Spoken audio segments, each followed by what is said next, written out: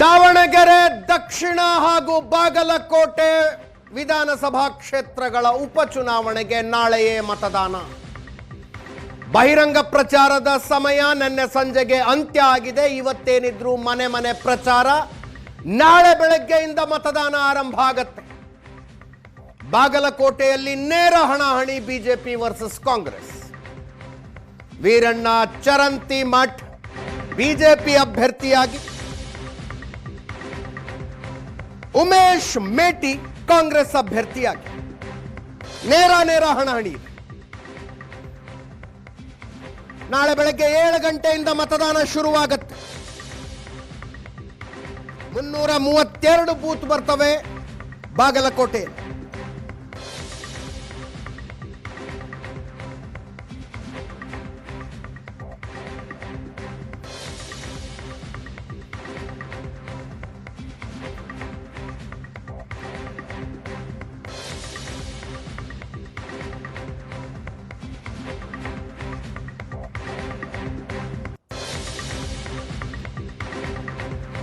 ಎಲ್ಲ ರೀತಿಯ ಸಿದ್ಧತೆಗಳು ಮುಗಿದಿದ್ದಾವೆ.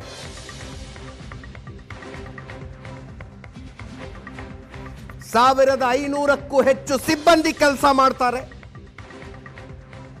ನಾಳೆಯ ಮತದಾನವನ್ನು ಯಶಸ್ವಿಗೊಳಿಸೋದು.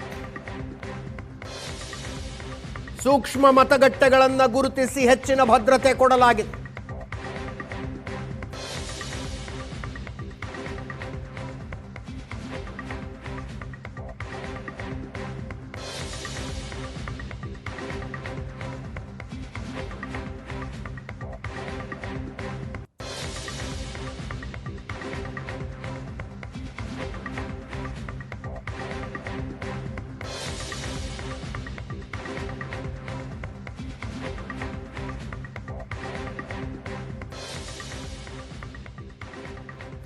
ಒಂದು 1,26,761 ಪುರುಷ ಮತದಾರರು. ಮಹಿಳಾ ಮತದಾರರ ಸಂಖ್ಯೆ ಅವರಿಗಿಂತ ಜಾಸ್ತಿ ಇದೆ. 1,32,476. ಒಟ್ಟು 2,59,260 ಮತದಾರರಿದ್ದಾರೆ ಬಾಗಲಕೋಟೆ ವಿಧಾನಸಭಾ ಕ್ಷೇತ್ರಕ್ಕೆ. ಉಪಚುನಾವಣೆಗಳಲ್ಲಿ ತುರುಸಿನ ಸ್ಪರ್ಧೆ, ವಿಪರೀತದ ಪ್ರಚಾರ ಎಲ್ಲ ಸೇರ್ಕೊಂಡು ಮತದಾನದ ಪ್ರಮಾಣ ಜಾಸ್ತಿ ಆಗತ್ತೆ. ಸಾಮಾನ್ಯವಾಗಿ ಜನರಲ್ ಎಲೆಕ್ಷನ್ಸ್ಗೆ ಹೋಲಿಸಿದರೆ ಬೈ ಎಲೆಕ್ಷನ್ಗಳಲ್ಲಿ ಮತದಾನದ ಪ್ರಮಾಣ ಜಾಸ್ತಿ.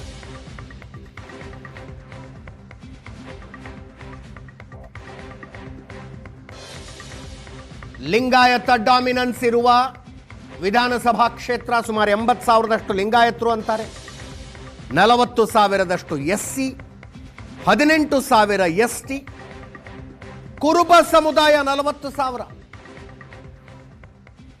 ಮುಸ್ಲಿಂ ಜನಸಂಖ್ಯೆ ಒಂದು 25,000.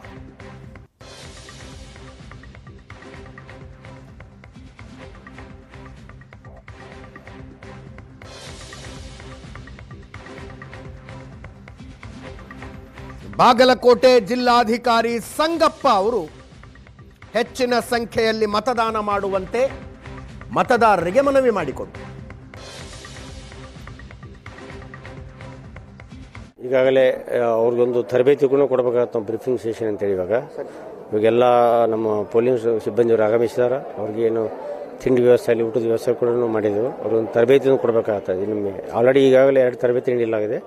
ಇದೊಂದು ಹೆಚ್ಚುವರಿಯಾಗಿ ಚುನಾವಣಾ ಆಯೋಗದ ನಿರ್ದೇಶನದಂತೆ ಇವತ್ತು ಕೂಡ ತರಬೇತಿ ಕೊಟ್ಟು ಅವರಿಗೆ ಏನು ಸಾಮಗ್ರಿಗಳು ಇರ್ತಲ್ಲ, ಅವಶ್ಯಕ ಇರುವ ಸಾಮಗ್ರಿಗಳು ಅವ್ರನ್ನ ಕೂಡ ಅವ್ರಿಗೆ ಹಸ್ತಾಂತರ ಮಾಡ್ತಾ ಇದ್ದಾರೆ. ಪ್ರಕ್ರಿಯೆ ನಡೀತಾ ಇದೆ. ಇವಾಗ ಈ ಒಂದು ಚುನಾವಣೆಗೆ 1,564 ನಾವು ಪೋಲಿಂಗ್ ಸ್ಟಾಫನ್ನು ಹಾಕಿದೆವು. ಒಂದೊಂದು ಪೋಲಿಂಗ್ ಸ್ಟಾಫಲ್ಲಿ presiding officer, APR, 2 polling officers ಇರ್ತಾರೆ. ಅದೇ ರೀತಿ ಯಾವ್ಯಾವ ಸೂಕ್ಷ್ಮದಲ್ಲ ಹೆಚ್ಚುವರಿ ನಾವು ಪೊಲೀಸ್ ಮತ್ತು CAPF ತಂಡವನ್ನು ಪೊಲೀಸ್ ವರಿಷ್ಠರ ಜೊತೆಗೆ ಸೇರಿ ಈಗಾಗಲೇ ನಾವು ಒಂದು ನಿಯೋಜನೆ ಮಾಡಲಾಗಿದೆ. ಏನು ಸೂಕ್ತ ರಕ್ಷಣೆ ಮತ್ತು ಭದ್ರತೆ ಒದಗಿಸಬೇಕಲ್ಲ ಅದನ್ನು ಈಗಾಗಲೇ ನಾವು ಕ್ರಮ ಕೈಗೊಂಡಿದ್ದೇವೆ. ಬೂತು ಒಂದು ಯುವ ಮತದಾರರು ಸೆಳೀಲಿಕ್ಕೊಂದು, ಆಮೇಲೆ PWD ವೋಟರ್ಸ್ ಸೆಳೀಲಿಕ್ಕೊಂದು, ಪ್ಲಸ್ ಎತ್ನಿಕ್ ಇದು ನಮ್ಮದು ಸ್ಥಳೀಯವಾಗಿ ಏನಿರ್ತಲ್ಲ ಅದೊಂದು 4 ಬೂತ್ಗಳೊಂದು ವಿಶೇಷ ಬೂತ್ಗಳಾಗಿ ನಾವು ಇದು ಮಾಡಿದ್ದೇವೆ. ಇದೊಂದು ಸಂವಿಧಾನಿಕ ಹಕ್ಕು. ಅವ್ರಿಗೆ ಆ ಹಕ್ಕನ್ನು ತಾವು ಎಲ್ಲರೂ ಚಲಾಯಿಸಬೇಕಂತ ತಮ್ಮ ಮೂಲಕ ಸಾರ್ವಜನಿಕರಲ್ಲಿ ಮನವಿ ಮಾಡ್ಕೊತಾ ಇದ್ದಾರೆ. ಬಾಗಲಕೋಟೆಗಿಂತಲೂ ಹೆಚ್ಚು ಕುತೂಹಲ ಕೆರಳಿಸಿರೋದು ಈ ಸಲ ದಾವಣಗೆರೆ ದಕ್ಷಿಣ ವಿಧಾನಸಭಾ ಕ್ಷೇತ್ರ. ಶಾಮನೂರು ಶಿವಶಂಕರಪ್ಪನವರ ಸಾವಿನಿಂದಾಗಿ ಉಪಚುನಾವಣೆ ಬಂದಿದೆ. ಮುಸ್ಲಿಂ ಸಮುದಾಯದವರು ತಮ್ಮವರೊಬ್ಬರಿಗೆ ಟಿಕೆಟ್ ನಿರೀಕ್ಷೆ ಮಾಡಿದ್ರು. ಕಾಂಗ್ರೆಸ್ನಿಂದ ಜೋರ ಗಲಾಟೆಯಾಯಿತು.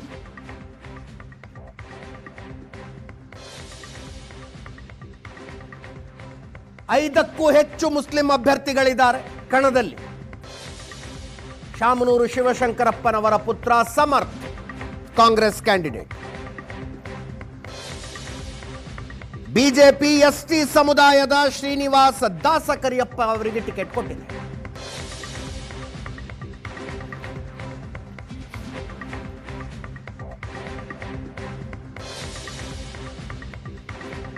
ಮುಸ್ಲಿಂ ಅಭ್ಯರ್ಥಿಗಳ ಪೈಕಿ ಆದಿಲ್ ಪಾಷಾ ಮುಂಚೂಣಿಯಲ್ಲಿದ್ದಾರೆ.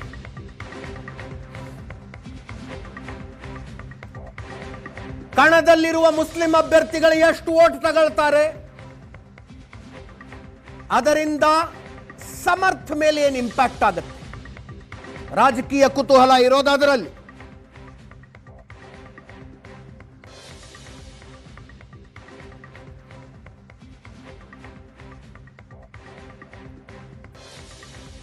ಒಂದು 1,13,654 ಪುರುಷ ಮತದಾರರು, 1,17,986 ಮಹಿಳಾ ಮತದಾರರು. ಮಹಿಳಾ ಮತದಾರರ ಸಂಖ್ಯೆ ಇಲ್ಲಿ ಕೂಡ ಜಾಸ್ತಿ ಇದೆ. ಒಟ್ಟು 2,31,683 ಮತದಾರರಿದ್ದಾರೆ.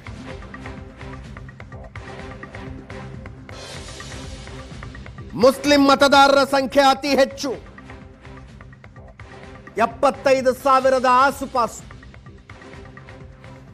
ಬಿಟ್ರೆ ಲಿಂಗಾಯತರು 54,000, 25,000 ಕುರುಬ, 18,000 ಎಸ್ಟಿ, 24,000 ಎಸ್ಸಿ, 20,000 ಮರಾಠ ಮತಗಳು, 14,000 ಇತರ ಸಮುದಾಯದವರೆಲ್ಲ ಸೇರಿ.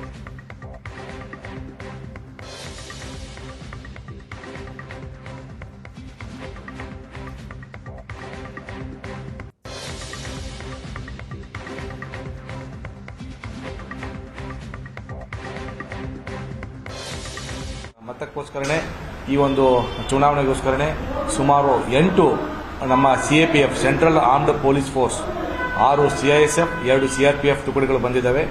ಇವರನ್ನ ನಾವು ಈಗಾಗಲೇ ನಗರದ ವಿವಿಧ ಪೊಲೀಸ್ ಠಾಣೆ ವ್ಯಾಪ್ತಿಯಲ್ಲಿ ಬರ್ತಕ್ಕಂಥ ಸೆನ್ಸಿಟಿವ್ ಬೂತ್ಗಳಿಗೆ ಸಂಬಂಧಪಟ್ಟಂತೆ ಜನರಲ್ಲಿ ಭಯಮುಕ್ತ ವಾತಾವರಣ ಕ್ರಿಯೇಟ್ ಮಾಡುವ ನಿಟ್ಟಿನಲ್ಲಿ ರೂಟ್ ಮಾರ್ಚ್ ಮತ್ತು ಏರಿಯಾ ಡಾಮಿನೇಷನ್ ಕೈಗೊಂಡಿದ್ದೇವೆ. ಅದರ ಜೊತೆಗೆ ಎಲ್ಲ ಸಿಬ್ಬಂದಿಗಳಿಗೆ ಸೂಕ್ತ ತರಬೇತಿಯನ್ನು ನೀಡಿ ಭದ್ರತಾ ವ್ಯವಸ್ಥೆಯನ್ನು ನಾವು ಸದೃಢಗೊಳಿಸಿದ್ದೇವೆ. ಅದರ ಈ ಸಾರಿ ಒಂದು ವಿಶೇಷ ಅಂತಂದರೆ ಬೂತ್ ಹೊರಭಾಗದಲ್ಲಿ ಏನು ಮಾನ್ಯ ಅಧಿಕಾರಿಗಳ ಆದೇಶದಂತೆ 200 ಮೀಟರ್ ವ್ಯಾಪ್ತಿ, ಈ ಒಂದು 200 ಮೀಟರ್ ವ್ಯಾಪ್ತಿಯಲ್ಲಿ ಸೂಕ್ತ ಭದ್ರತೆಗೋಸ್ಕರನೇ perimeter outside the polling booth ಜಾಸ್ತಿ ಸೆಕ್ಯೂರಿಟಿಯನ್ನು ಮಾಡ್ಕೊಂಡಿದ್ದೇವೆ.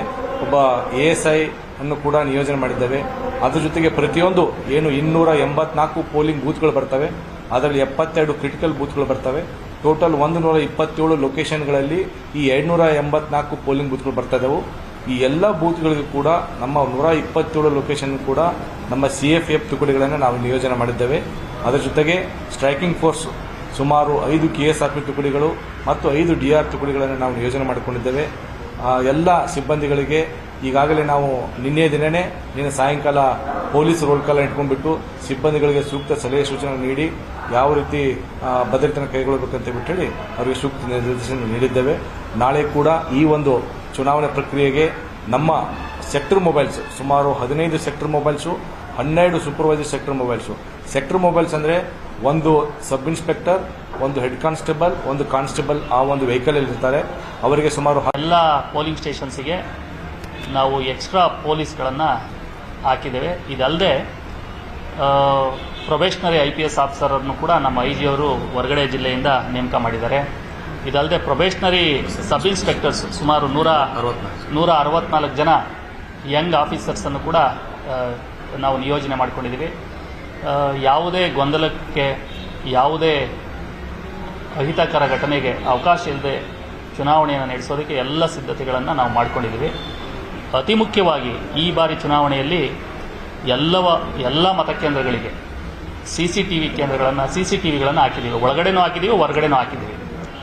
ಸೊ ಹಾಗಾಗಿ ಒಳಗಡೆ ಮತ ಚಲಾವಣೆ ಮಾಡೋದು ಮಾತ್ರ ಗೊತ್ತಾಗಲ್ಲ. ಮತ ಚಲಾವಣೆ ಮಾಡೋದು ಅದು ಸೀಕ್ರೆಸಿ ಕೋರ್ಟ್ ಪ್ರಕಾರ ಯಾರಿಗೂ. ನಮ್ಮ ದಾವಣಗೆರೆ ರಿಪೋರ್ಟರ್ ಮಹಾಂತೇಶ್ ನೇರ ಸಂಪರ್ಕದಲ್ಲಿದ್ದಾರೆ. ಮಹಾಂತೇಶ್, ಶಾಂತವಾಗಿದೆಯಾ ದಾವಣಗೆರೆ?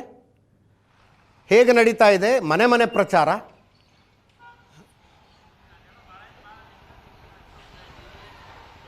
ಅಜಿತ್, ದಾವಣಗೆರೆ ರಣಕಣ ಈಗ ಇನ್ನೂ ಕಾವು ಹೆಚ್ಚಾಗ್ತಿದೆ ಅಂತಲೇ ಹೇಳ್ಬೋದು. ಈಗ ಮನೆ ಮನೆ ಪ್ರಚಾರಕ್ಕಿಂತ ಕತ್ತಲು ರಾತ್ರಿ ಮೇಲೆ ಎಲ್ಲರ ಕಣ್ಣಿರುವಂಥದ್ದು. ಏನು, ಈಗ ನಾಳೆ ಬೆಳಗ್ಗೆ 7 ಗಂಟೆಯಿಂದ ಸಂಜೆ 6 ಗಂಟೆವರೆಗೂ ಮತದಾನ ಪ್ರಕ್ರಿಯೆ ನಡೆಯುತ್ತೆ. ಹೀಗಾಗಿ 284 ಮತಗಟ್ಟೆಗಳನ್ನು ಸ್ಥಾಪನೆ ಮಾಡಲಾಗಿದೆ. 584 ಮತಗಟ್ಟೆಗಳಿಗೆ ಈಗೆಲ್ಲ ಸಲಕರಣೆಗಳನ್ನು, ಪ್ರಮುಖವಾಗಿ ಗಮನಿಸಬೇಕಾದಂಥ ಅಂಶ ಅಂದರೆ ದಾವಣಗೆರೆ ವಿಧಾನಸಭಾ ಕ್ಷೇತ್ರದಲ್ಲಿ ಒಟ್ಟು 25 ಅಭ್ಯರ್ಥಿಗಳು ಕಣದಲ್ಲಿರೋದ್ರಿಂದ 2 ಬ್ಯಾಲೆಟ್ ಯೂನಿಟ್ಗಳು ಮತ್ತು 1 ಕಂಟ್ರೋಲ್ ಯೂನಿಟ್ ಕೊಡ್ತಾರೆ. ಅಂದರೆ 1 ಬ್ಯಾಲೆಟ್ ಯೂನಿಟಲ್ಲಿ 16 ಅಭ್ಯರ್ಥಿಗಳಿಗೆ ಮಾತ್ರ ಅಂದರೆ ಆ ಬಟನ್ಗಳಿಗೆ ಅವಕಾಶ ಇರುತ್ತೆ. ಹೀಗಾಗಿ 2 ಬ್ಯಾಲೆಟ್ ಯೂನಿಟ್ಗಳನ್ನು ಮಾಡಿದ್ದು ವಿಶೇಷ ಅಂತ ಹೇಳ್ಬೋದು. ಈಗ ಟೋಟಲ್ ಒಟ್ಟಾರೆ 25 ಅಭ್ಯರ್ಥಿಗಳು ಕಣದಲ್ಲಿರುವಂಥದ್ದು. ಈಗಾಗಲೇ ಕಣದಿಂದ ಸಾದಿಕ್ ಪೈಲ್ವಾನ್ ಅವರು ನಿವೃತ್ತಿ ಘೋಷಣೆ ಮಾಡಿದ್ದಾರೆ. 14 ಅಭ್ಯರ್ಥಿಗಳು ಅಲ್ಪಸಂಖ್ಯಾತ ಸಮುದಾಯದ ಅಭ್ಯರ್ಥಿಗಳಿದ್ದರು, SDPI ಸೇರಿದಂತೆ. ಈ 14 ಅಭ್ಯರ್ಥಿಗಳು ಸ್ಪರ್ಧಿಸಿರೋದ್ರಿಂದ ಮುಸ್ಲಿಂ ಬಾಹುಳ್ಯ ಇರುವಂತಹ ವಾರ್ಡ್ಗಳೇನಿದೆ 284 ಬೂತ್ಗಳ ಪೈಕಿ 67 ಬೂತ್ಗಳು ಮುಸ್ಲಿಂ ಬಾಹುಳ್ಯದ ಬೂತ್ಗಳಿವು. ಇಲ್ಲಿ BJP ಅವರು ಟೇಬಲನ್ನೇ ಹಾಕ್ತಿರಲಿಲ್ಲ ಮತ್ತು ಅಲ್ಲಿ ಪ್ರಚಾರಕ್ಕೂ ಹೋಗ್ತಾ ಇರಲಿಲ್ಲ ಕಳೆದ ಚುನಾವಣೆಗಳನ್ನ ಗಮನಿಸಿದ್ರೆ. ಆದರೆ ಈ ಬಾರಿ ಅದು ಒಂದು ರೀತಿ ವ್ಯತಿರಿಕ್ತವಾಗಿದೆ. ಅಲ್ಲಿ ಚುನಾವಣೆ ಪ್ರಚಾರಕ್ಕೂ ಹೋಗಿದ್ದಾರೆ. ಅಲ್ಲಿ ಒಂದು ರೀತಿ ಟ್ರ್ಯಾಂಗ್ಯುಲರ್ ಫೈಟ್ ಇದೆ ಅಂತ ಮಾತು ಕೇಳಿ ಬರ್ತಾ ಇದೆ. ಯಾವಾಗಲೂ ಅಲ್ಲಿ ಒನ್ ಸೈಡ್ ಕಾಂಗ್ರೆಸ್ ಅಂತ ಇತ್ತು, ಆದರೆ ಈಗ ಅಲ್ಲಿ ಟ್ರ್ಯಾಂಗ್ಯುಲರ್ ಫೈಟ್ ಇರುವುದು ಒಂದು ರೀತಿ ಕಾಂಗ್ರೆಸ್ಗೆ ದೊಡ್ಡ ತಲೆನೋವು ಅಂತ ಹೇಳ್ಬೋದು. ಇತ್ತ BJP ಆ ಅಲ್ಪಸಂಖ್ಯಾತ ಸಮುದಾಯದ ಮತಗಳು ವಿಭಜನೆ ಆದರೆ ನಮಗೆ ಲಾಭ ಆಗುತ್ತೆ ಎಂಬ ಆಲೋಚನೆಯಲ್ಲಿ BJP ಇರುವಂಥದ್ದು. ಅಷ್ಟೇ ಅಲ್ಲದೆ ಅಲ್ಪಸಂಖ್ಯಾತ ಸಮುದಾಯದ ಅಭ್ಯರ್ಥಿಗಳು ಏನು 13 ಜನ ಇದ್ದಾರೆ ಮತ್ತು SDPI ಓರ್ವ ಅಭ್ಯರ್ಥಿ ಇದ್ದಾರೆ. ಇವರು ಎಷ್ಟು ಮತಗಳನ್ನು ಪಡಿತಾರೆ ಅನ್ನೋದು ಕುತೂಹಲಕಾರಿಯಾಗಿರುವಂಥದ್ದು. 284 ಮತಗಟ್ಟೆಗಳಲ್ಲಿ ಟೋಟಲಿ 50 ಮತಗಟ್ಟೆಗಳು ಗ್ರಾಮೀಣ ಪ್ರದೇಶಗಳಿದ್ದರೆ ಉಳಿದ ಎಲ್ಲ ಮತಗಟ್ಟೆಗಳು ನಗರ ಪ್ರದೇಶದಲ್ಲೇ ಇರುವಂಥದ್ದು. 76 ಮತಗಟ್ಟೆಗಳನ್ನು ಅತಿ ಸೂಕ್ಷ್ಮ ಮತಗಟ್ಟೆಗಳಿಂದ ಗುರುತಿಸಲಾಗಿದೆ. ಈಗಾಗಲೇ ವೆಬ್ ಕಾಸ್ಟಿಂಗ್ ಆಗಿದೆ ಮತ್ತು ಸೂಕ್ತ ಬಂದೋಬಸ್ತನ್ನು ಸಹ ಏರ್ಪಡಿಸಿರುವಂಥದ್ದು. 1500ಕ್ಕೂ ಹೆಚ್ಚು ಸಿಬ್ಬಂದಿಯನ್ನು ನಿಯೋಜನೆ ಮಾಡಲಾಗಿದೆ. ಅಜಿತ್, ಉತ್ಸಾಹ ಕಾಣಿಸ್ತಾ ಇದೆಯಾ ಮತದಾರರಲ್ಲಿ?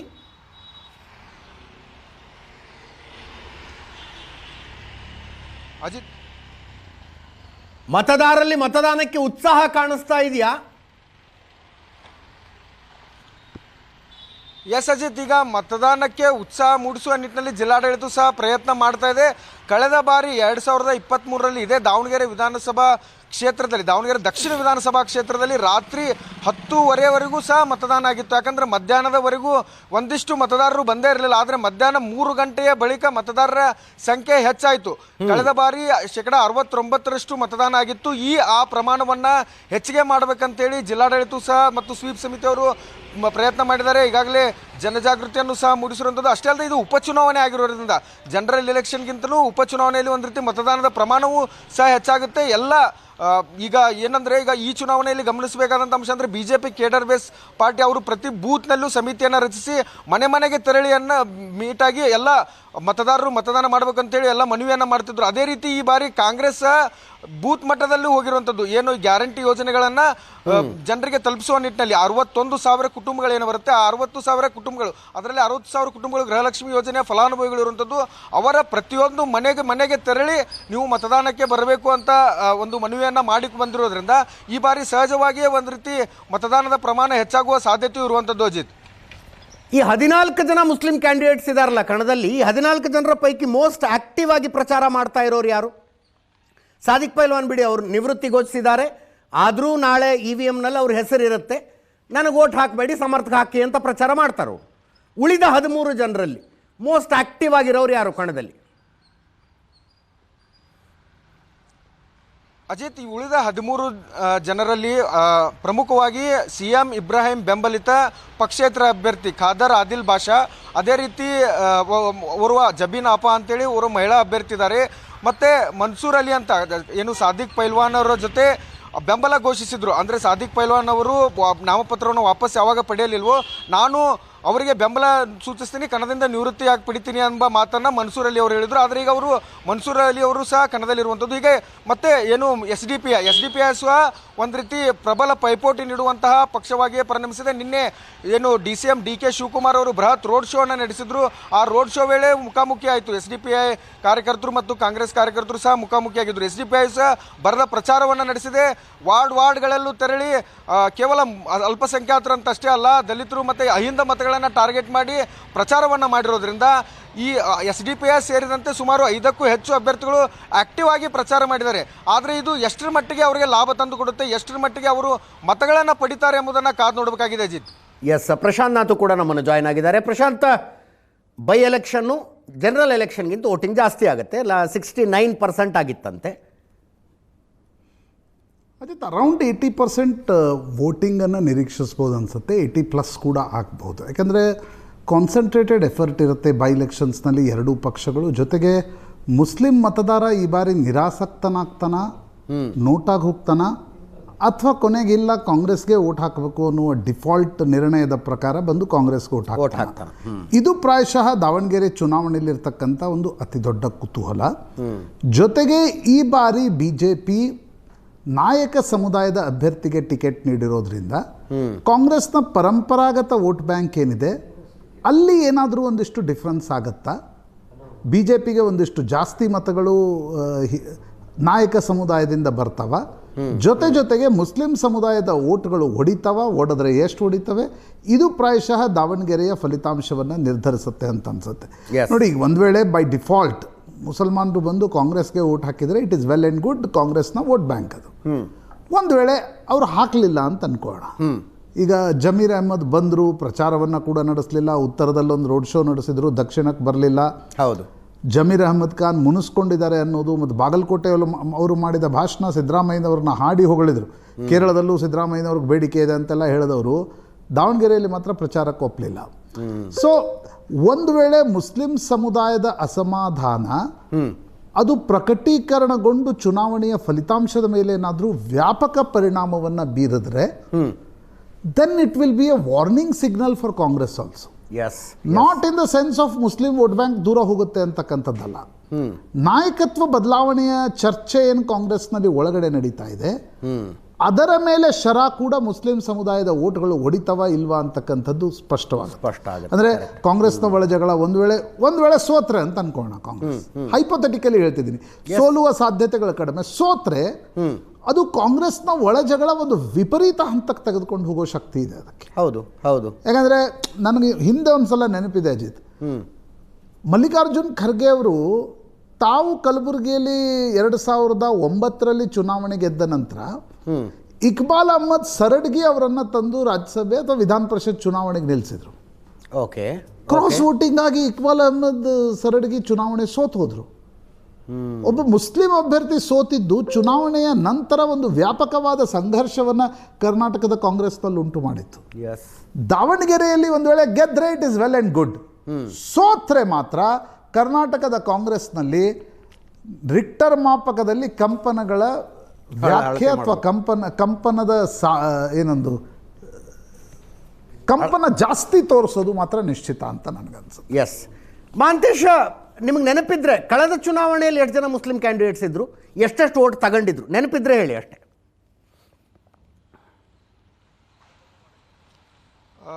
ಅಜಿತ್, ಕಳೆದ ಬಾರಿಯೂ ಸಹ ಇದ್ದರು ಅಲ್ಪಸಂಖ್ಯಾತ ಸಮುದಾಯದ ಅಭ್ಯರ್ಥಿಗಳು, ನಿಖರವಾಗಿ ಅದರ ಅಂಕಿಅಂಶ ಇಲ್ಲ.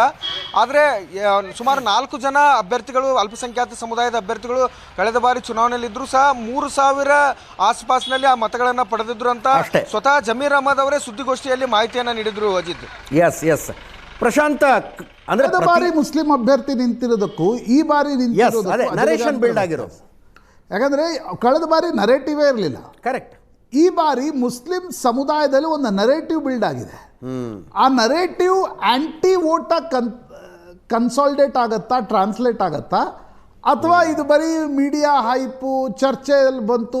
ಈಗ ಫಾರ್ ಎಕ್ಸಾಂಪಲ್ ಕಾರ್ಕಳದಲ್ಲಿ ಪ್ರಮೋದ್ ಮುತಾಲಿಕ್ ನಿಂತಾಗ ನೋಡಿ ನೀವು, ಹೌದು, ಪ್ರಮೋದ್ ಮುತಾಲಿಕ್ ಹಿಂದೂ ವೋಟ್ಗಳನ್ನು ಒಡೆದು ಬಿಡ್ತಾರೆ ಅಂತಕ್ಕಂಥದ್ದಿತ್ತು.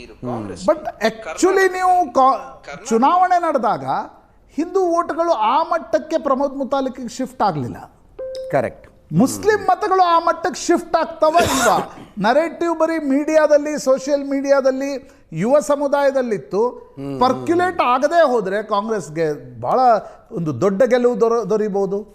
ಪರ್ಕ್ಯುಲೇಟ್ ಆಗಿ ಅದು ಟ್ರಾನ್ಸ್ಲೇಟ್ ಆಗಿದ್ದಲ್ಲಿ ಕಾಂಗ್ರೆಸ್ಗೆ ಬರೀ ದಾವಣಗೆರೆಯ ಸಂಕಟವಾಗಿ ಉಳಿಯಲ್ಲ, ಅದು ಕರ್ನಾಟಕದ ಕಾಂಗ್ರೆಸ್ಗೆ ಒಂದು ಸಂಕಟವಾಗಿ ಉಳಿಯುತ್ತೆ. Right right right right. ಗೆಲುವಿನ ಅಂತರ ಕಳೆದ ಸಲದ ರಿಸಲ್ಟ್ ಅನ್ನು ನೋಡ್ತಾ ಇದ್ದೀರಿ. 27,000ಕ್ಕೂ ಹೆಚ್ಚು ಮತಗಳ ಅಂತರದಿಂದ ಶಾಮನೂರು ಶಿವಶಂಕರಪ್ಪನವರು ಗೆದ್ದಿದ್ರು ಬಿಜೆಪಿ ಅಜಯ್ ಕುಮಾರ್ ವಿರುದ್ಧ. ದಾವಣಗೆರೆ ದಕ್ಷಿಣ, ಬಾಗಲಕೋಟೆ ಉಪಚುನಾವಣೆಗಳು, ಅದೇ ರೀತಿ ಪಂಚರಾಜ್ಯ ಚುನಾವಣೆಗಳ ಭಾಗವಾಗಿ ನಾಳೆ 3 ರಾಜ್ಯಗಳಲ್ಲಿ ಮತದಾನ ಕೂಡ ಇದೆ. ಪುದುಚೇರಿ ಸಣ್ಣ ಕೇಂದ್ರಾಡಳಿತ ಪ್ರದೇಶ. ಅದು ಬಿಟ್ಟರೆ ಕೇರಳ ಮತ್ತು ಅಸ್ಸಾಂ ನಾಳೆ ಮತದಾನ. ಅಸ್ಸಾಂ, ಮೊದಲಿಗೆ ಅಸ್ಸಾಂ ಬಗ್ಗೆ ಮಾತಾಡೋಣ. 126 ವಿಧಾನಸಭಾ ಕ್ಷೇತ್ರಗಳಿರುವ ರಾಜ್ಯ.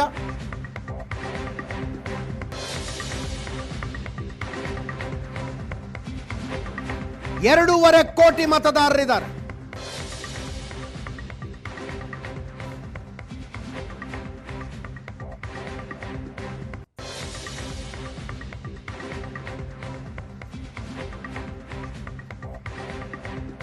ಏಳುನೂರ 22 ಅಭ್ಯರ್ಥಿಗಳ ಕಣದಲ್ಲಿ 31,486 ಮತಗಟ್ಟೆಗಳು.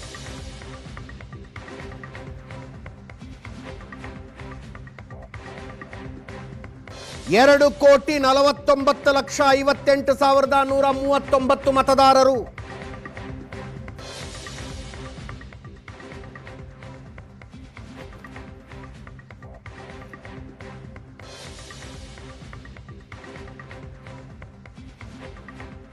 SIR ಆಗಿದೆ ಅಸ್ಸಾಂನಲ್ಲಿ.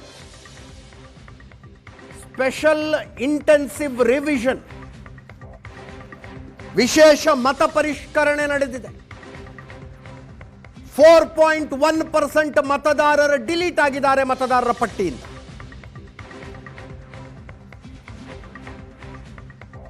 ಹತ್ತು 10,56,291 ಮತದಾರರು ಮತದಾರರ ಪಟ್ಟಿಯಿಂದ ಡಿಲೀಟ್ ಆಗಿದ್ದಾರೆ.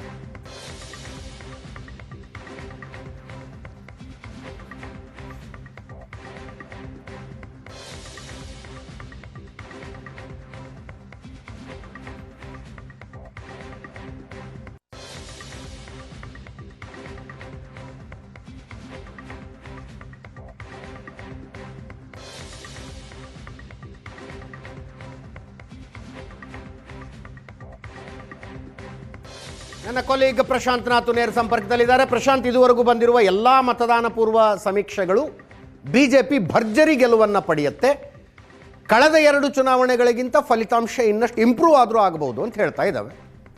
Himanth Biswa Sharma is unstoppable. ಅದಿತ್ 2-3 ಸಂಗತಿಗಳು ಅಸ್ಸಾಂನಲ್ಲಿ ಬಹಳ ಸ್ಪಷ್ಟವಾಗಿ ನೋಡ್ಲಿಕ್ಕೆ ಸಿಗ್ತಾ ಇದೆ.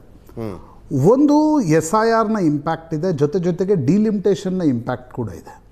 2023 ಆಗಿರ್ತಕ್ಕಂಥ ಡಿಲಿಮಿಟೇಷನ್ ನಂತರ ಮುಸ್ಲಿಂ ಬಾಹುಳ್ಯದ ಸೀಟ್ಗಳು, ನಾವು ನಿನ್ನೆ ಪಶ್ಚಿಮ ಬಂಗಾಳದ ಬಗ್ಗೆ ಮಾತಾಡ್ತಾ ಇದ್ವಿ, 89 ಬರೀ 5 ಜಿಲ್ಲೆಗಳಲ್ಲಿ ಮುಸ್ಲಿಂ ಬಾಹುಳ್ಯ ಸೀಟ್ಗಳಿವೆ. ಇಲ್ಲಿ 36 ಸೀಟ್ಗಳಿದ್ವು, ಅವುಗಳನ್ನು 24ಕ್ಕೆ ಮುಸ್ಲಿಂ ಬಾಹುಳ್ಯ ಸೀಟ್ಗಳ ಸಂಖ್ಯೆ ಕಡಿಮೆ ಆಗಿದೆ ಡಿಲಿಮಿಟೇಷನ್ನಲ್ಲಿ. ಓಕೆ ಓಕೆ, ಇದು ಕಾಂಗ್ರೆಸ್ಗೆ ಇರ್ತಕ್ಕಂಥ ಒಂದು ದೊಡ್ಡ ಲಿಮಿಟೇಷನ್. ಎರಡನೇದು, ಹೇಮಂತ್ ಬಿಸ್ವಾ ಶರ್ಮಾ ಮತ್ತು BJP ಒಂದು ಸೋಷಿಯಲ್ ಕಾಂಬಿನೇಷನನ್ನು ಏನು ಮಾಡಿದ್ದಾರೆ, ಅದು ಪ್ರಮುಖವಾಗಿ ಬೋಡೋಲ್ಯಾಂಡ್ ಪಾರ್ಟಿಯೊಂದಿಗೆ ಅವರ ಒಂದು ಮೈತ್ರಿ ಇರಬಹುದು. ಎರಡನೇದು, ಅಸ್ಸಾಂ ಗಣ ಪರಿಷತ್ತೊಂದಿಗೆ ಹೊಸದಾಗಿ ಒಂದು ಮೈತ್ರಿಯನ್ನು ಮಾಡಿಕೊಳ್ಳಲಾಗಿದೆ. ಓಕೆ, ಯಾಕೆಂದರೆ ಬಹುತೇಕ ನಾಯಕರು AJPಯಿಂದ BJPಗೆ ಬಂದಿರತಕ್ಕಂಥವ್ರು. ಹೀಗಾಗಿ ಅಸ್ಸಾಂ ಗಣ ಪರಿಷತ್ ಮತ್ತು ಬೋಡೋಲ್ಯಾಂಡ್ ಪಾರ್ಟಿಯೊಂದಿಗೆ ಮಾಡ್ಕೊಂಡಿರ್ತಕ್ಕಂಥ ಏನೊಂದು ಮೈತ್ರಿ ಇದೆ, ಆ ಒಂದು ಸೋಷಿಯಲ್ ಕಾಂಬಿನೇಷನ್ ಕೂಡ BJPಗೆ ನಿಶ್ಚಿತವಾಗಿ ಹೆಲ್ಪ್ ಮಾಡ್ತಾ ಇದೆ. ಮೂರನೇದು ಅಜಿತ್, ಅರುಣೋದಯ ಅಂತ ಒಂದು ಏನು ಸ್ಕೀಮ್ ಇದೆ, ಪ್ರಮುಖವಾಗಿ ಮಹಿಳೆಯರಿಗೆ 1,250 ರೂಪಾಯಿ ಕೊಡ್ತಕ್ಕಂಥ ಒಂದು ಸ್ಕೀಮ್ ಭಾಳ ಪಾಪ್ಯುಲರ್ ಆಗಿದೆ.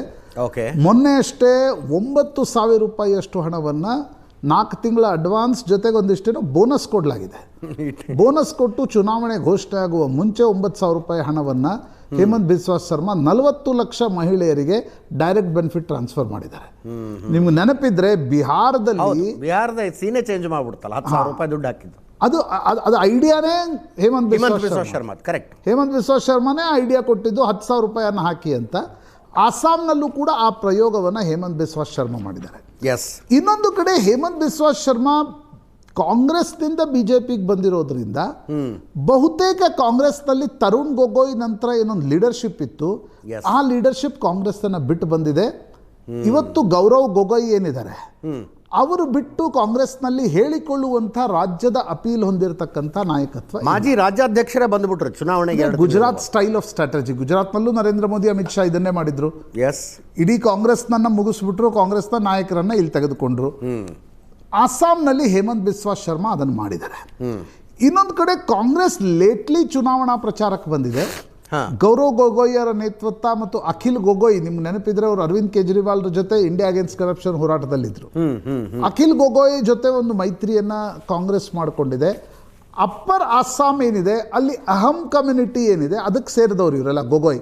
ಓಕೆ. ಸೊ ಇವರು ಲೋವರ್ ಅಸ್ಸಾಂದವ್ರು, ಯಾರು ಹೇಮಂತ್ ಬಿಸ್ವಾ ಶರ್ಮಾ ಬ್ರಾಹ್ಮಣ ಸಮುದಾಯದಿಂದ ಬಂದಿರತಕ್ಕಂಥವ್ರು. ಹೀಗಾಗಿ ಒಂದು ಆಂಟಿ ಹೇಮಂತ್ ಬಿಸ್ವಾ ಶರ್ಮಾ ಒಂದು ಪ್ರಯತ್ನವನ್ನು ಅಪ್ಪರ್ ಅಸ್ಸಾಂನಲ್ಲಿ ಕಾಂಗ್ರೆಸ್ ಮಾಡ್ತಿದೆ. ಅದು ಎಷ್ಟರ ಮಟ್ಟಿಗೆ ಲೇಟ್ಲಿ ಕಾಂಗ್ರೆಸ್ ಚುನಾವಣಾ ಪ್ರಚಾರವನ್ನು ಶುರು ಮಾಡಿದ್ರಿಂದ ಸೋಷಿಯಲ್ ಕಾಂಬಿನೇಷನ್ಸ್ ಬಗ್ಗೆ ಭಾಳ ತಡವಾಗಿ ಅಪ್ಲಿಕೇಶನ್ ಮಾಡ್ತಾ ಇರೋದ್ರಿಂದ ಲಾಭ ಹೇಮಂತ್ ಬಿಸ್ವಾ ಶರ್ಮಾಗೆ ಆಗ್ತಕ್ಕಂಥದ್ದು ಜಾಸ್ತಿ ಅನ್ನೋದು ಕೂಡ ಹೇಳಲಾಗ್ತಾ ಇದೆ. ಆಸಾಂನಲ್ಲಿ 2016ರಿಂದ ಸತತವಾಗಿ BJP ಅಧಿಕಾರದಲ್ಲಿದೆ, ಅಂದರೆ 10 ವರ್ಷ ಆಯಿತು. ಹೇಮಂತ್ ಬಿಸ್ವಾ ಶರ್ಮಾ ಒಬ್ಬ ಸ್ಟ್ರಾಂಗ್ ನಾಯಕ. ಹಿಂದೂ ಪೊಲರೈಸೇಷನ್ ಕೂಡ ದೊಡ್ಡ ಪ್ರಮಾಣದಲ್ಲಿ ನೋಡ್ಲಿಕ್ಕೆ ಸಿಗ್ತಾ ಇದೆ. ಜೊತೆಗೆ ಆಸಾಂನಲ್ಲಿ ರೀಜನಲ್ ಒಂದು ಟ್ರೈಬಲ್ ಐಡೆಂಟಿಟಿಯ ಪ್ರಶ್ನೆ ಕೂಡ ಇದೆ. ಅಂದರೆ ಅಲ್ಲಿ ಬಾಂಗ್ಲಾದೇಶಿ ಮುಸಲ್ಮಾನರು ಏನು ಬಂದರು ಅವರ ವಿರುದ್ಧ ಒಂದು ಆಕ್ರೋಶ ಅಲ್ಲಿನ ಜನಜಾತೀಯ ಸಮುದಾಯಗಳಲ್ಲೂ ಇದೆ. ಅದನ್ನ ಬಿಜೆಪಿ ಟ್ಯಾಪ್ ಮಾಡ್ತಾ ಅವ್ರ ಜೊತೆ ಒಂದು ಸೋಷಿಯಲ್ ಕಾಂಬಿನೇಷನ್ಸ್ ಮಾಡಿಕೊಡ್ತಕ್ಕಂಥ ಪ್ರಯತ್ನವನ್ನು ಮಾಡಿದೆ. ಜೊತೆಗೆ ವೆಲ್ಫೇರ್ ಸ್ಕೀಮ್ಸ್, ಹಿಂದುತ್ವ ಮತ್ತು ಸೆಂಟ್ರಲ್ ಗೌರ್ಮೆಂಟ್ ಇರ್ತಕ್ಕಂಥ ಒಂದು ಅಡ್ವಾಂಟೇಜ್ ಕೂಡ ಈ ರೀತಿಯ ರಾಜ್ಯಗಳಲ್ಲಿ ನಿಶ್ಚಿತವಾಗಿರುತ್ತೆ. ಆ ಅಡ್ವಾಂಟೇಜ್ ಬಿಜೆಪಿಗೆ ಆಗಬಹುದು. ಬಟ್ ಕಾಂಗ್ರೆಸ್ ಒಂದು ಫೈಟನ್ನಂತೂ ನೀಡ್ತಾ ಇದೆ. ಈ 1 ತಿಂಗಳ ಹಿಂದೆ ಕೇಳಿದರೆ ಕಾಂಗ್ರೆಸ್ ಫೈಟನ್ನೇ ನೀಡ್ತಾ ಇಲ್ಲ ಅಂತಕ್ಕಂಥ ರೀತಿಯಲ್ಲಿ ಮಾತಿತ್ತು. ಆಫ್ ಲೇಟ್ ಕಾಂಗ್ರೆಸ್ ಒಂದು ಫೈಟನ್ನು ಸೋಷಿಯಲ್ ಕಾಂಬಿನೇಷನ್ ಮೂಲಕ ನೀಡ್ತಕ್ಕಂಥ ಪ್ರಯತ್ನವನ್ನು ಮಾಡ್ತಾ ಇದೆ. ಕರಪ್ಷನ್ ಇಶ್ಯೂ ಮಾಡ್ತು, ನಿಮ್ಗೆ ನೆನಪಿದ್ರೆ ಇತ್ತೀಚೆಗೆ ಹೇಮಂತ್ ಬಿಸ್ವಾ ಶರ್ಮಾ ರಿಚೆಸ್ಟ್ ಚೀಫ್ ಮಿನಿಸ್ಟರಲ್ಲಿ ಗೌರವ್ ಗೊಗೊಯ್ ಒಂದು ಕ್ಯಾಂಪೇನನ್ನು ಮಾಡಿದರು. ಇಲ್ಲ, BJP ಹೇಳಿತ್ತು 5 ಸಂಪದ್ಭರಿತ ರಾಜ್ಯಗಳಲ್ಲಿ ಒಂದು ಅಸ್ಸಾಂ ಇರುತ್ತೆ ಅಂತ. 31ನೇ ನಂಬರಲ್ಲಿ ಅಸ್ಸಾಂ ಇದೆ. ಬಟ್ ಹೇಮಂತ್ ಬಿಸ್ವಾ ಶರ್ಮಾ 7ನೇ ಅತಿ ರಿಚೆಸ್ಟ್ ಚೀಫ್ ಮಿನಿಸ್ಟರ್ ರೂಪದಲ್ಲಿದ್ದಾರೆ ಅಂತಕ್ಕಂಥ ಒಂದು ಆರೋಪ ಮಾಡ್ತು. ಅವರ ಪತ್ನಿಗೆ 3 ಪಾಸ್ಪೋರ್ಟ್ಗಳಿವೆ, ನಾನಾ ದೇಶಗಳಲ್ಲಿ ಹೂಡಿಕೆ ಆಯಿತು. ಇದು ಕೂಡ ಒಂದು ವಿಷಯವನ್ನಾಗಿ ಮಾಡ್ತಕ್ಕಂಥ ಪ್ರಯತ್ನವನ್ನು ಕಾಂಗ್ರೆಸ್ ಮಾಡ್ತಾ ಇದೆ. ಬಟ್ ನನಗನ್ಸುತ್ತೆ ಅಜಿತ್, ಕಾಂಗ್ರೆಸ್ ತುಂಬ ತಡವಾಗಿ ಚುನಾವಣಾ ಸ್ಟ್ರಾಟಜಿ ಮಾಡ್ತಾ ಇದೆ. BJP ಮತ್ತು ಹೇಮಂತ್ ಬಿಸ್ವಾ ಶರ್ಮಾ ಚುನಾವಣಾ ತಂತ್ರಗಾರಿಕೆಯಲ್ಲಿ ಮಾಹಿರಿದ್ದಾರೆ ಅಂತ ಅನ್ಸುತ್ತೆ. ಎಸ್. ಅಸ್ಸಾಂ ಬಿಟ್ರೆ ನಾಳೆ ಚುನಾವಣೆ ಕೇರಳಂನಲ್ಲಿ LDF ವರ್ಸಸ್ UDF ಹಣಾಹಣಿಯ ರಾಜ್ಯ ಕೇರಳ. ಕಳೆದ ಸಲ ಶೂನ್ಯ ಸಂಪಾದನೆ ಮಾಡಿದ್ದ BJP ಈ ಸಲ ಖಾತೆ ತೆರೆಯುತ್ತಾ ಅನ್ನುವ ಕುತೂಹಲ. ಸರ್ವೆಗಳು ಹೌದು ಅಂತ ಹೇಳ್ತಾ ಇದ್ದಾವೆ. ಸಿಂಗಲ್ ಡಿಜಿಟ್ ನಂಬರ್ ಪಡಿತಾರೆ. 5-6 ಕ್ಷೇತ್ರಗಳಲ್ಲಿ BJP ಗೆಲ್ಲಬಹುದು ಅನ್ನುವ ಲೆಕ್ಕಾಚಾರ ಇದೆ. 2,70,00,000 ಮತದಾರರಿದ್ದಾರೆ. 140 ವಿಧಾನಸಭಾ ಕ್ಷೇತ್ರಗಳಿವೆ. 883 ಅಭ್ಯರ್ಥಿಗಳ ಕಣದಲ್ಲಿದ್ದಾರೆ.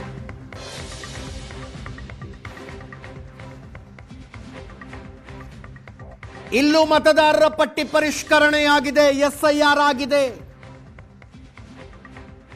8.2% ಮತದಾರರ ಹೆಸರುಗಳು ಡಿಲೀಟ್ ಆಗಿದ್ದಾವೆ. 24,08,000 ಮತದಾರರ ಹೆಸರುಗಳು ಡಿಲೀಟ್ ಆಗಿದೆ.